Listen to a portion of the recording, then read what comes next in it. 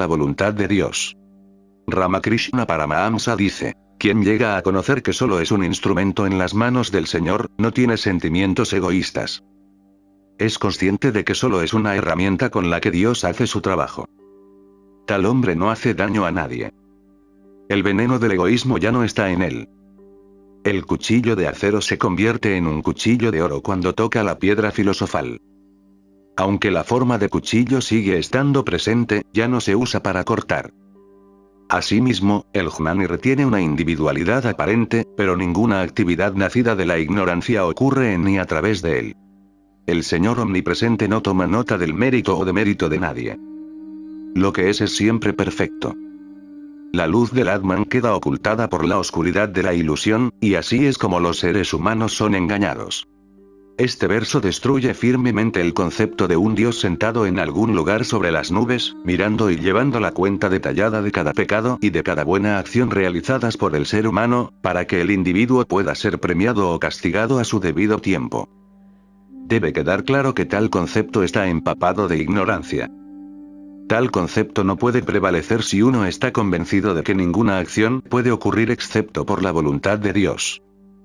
Si aceptamos totalmente la voluntad de Dios, la voluntad personal no puede existir, y, por lo tanto, no puede surgir la cuestión del pecado o del mérito.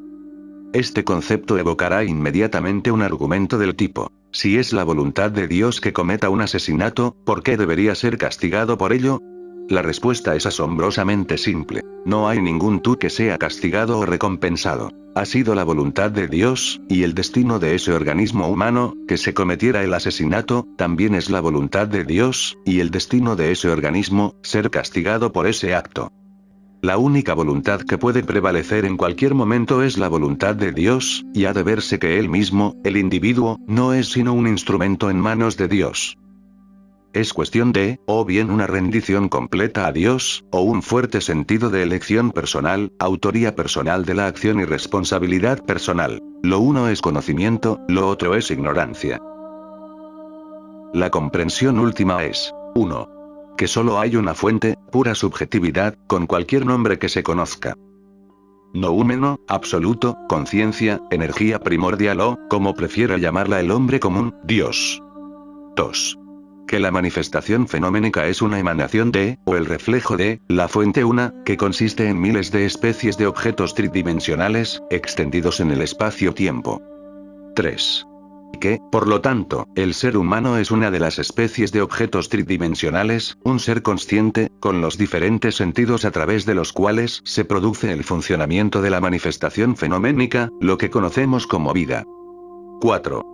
Que la vida, tal como la conocemos, en el funcionamiento de la manifestación, ocurre porque la energía primordial, funcionando a través de los millones de seres humanos, produce por medio de cada uno de ellos, a cada instante, lo que se supone que debe ser producido de acuerdo con la ley cósmica conceptual que ha prevalecido desde el comienzo del tiempo, cuya base el ser humano, el objeto tridimensional, no podría siquiera imaginar, y mucho menos conocer.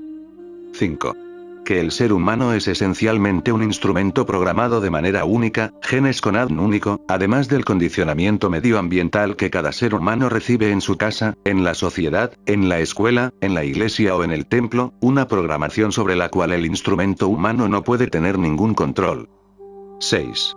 Que la base misma de la manifestación fenoménica es la existencia de opuestos interconectados de toda la variedad concebible, empezando con masculino y femenino, bello y feo, bueno y malo, y todo lo demás. 7. Que la base misma de la vida, tal como la conocemos, es la elección por parte del ser humano entre los numerosos opuestos interrelacionados, siendo ser feliz si ocurre la alternativa elegida e infeliz si ocurre la otra alternativa. Por lo tanto, comparar, elegir y juzgar es la causa básica del sufrimiento humano. 8. Que esta comparación y elección no puede ser hecha por el objeto tridimensional y, por tanto, la fuente tuvo que crear un ego a través de la hipnosis divina, un pensamiento que identifica el ego con un organismo cuerpo-mente particular y un nombre, junto con el sentido de autoría personal. 9. Que, por lo tanto, es el ego, un mero pensamiento creado por hipnosis divina, el que hace que el ser humano se considere una entidad independiente que realiza acciones y se siente responsable de dichas acciones. Todo lo que hay son, de hecho, solo objetos tridimensionales. animales sin ningún intelecto y un animal humano con intelecto. Pero, en cualquier caso, solo un objeto que no puede hacer ninguna acción o elección. Es este ego no existente, una mera identificación con una forma y un nombre particulares, el que se considera a sí mismo el hacedor y, por lo tanto, sufre. 10. Que el sufrimiento del ser humano está totalmente basado en este sentido de ser el autor personal de la acción y de responsabilidad personal, y, por lo tanto, el único modo de eliminar el sufrimiento humano es mediante la retirada total, la aniquilación de la hipnosis de la autoría personal de la acción. 11. Que la base del sufrimiento humano es, por el sentido de autoría personal, una carga de culpabilidad y vergüenza, o de orgullo y arrogancia por sus propias acciones, y una carga adicional de odio y malicia hacia el otro por su acción, que le ha dañado de un modo u otro. 12.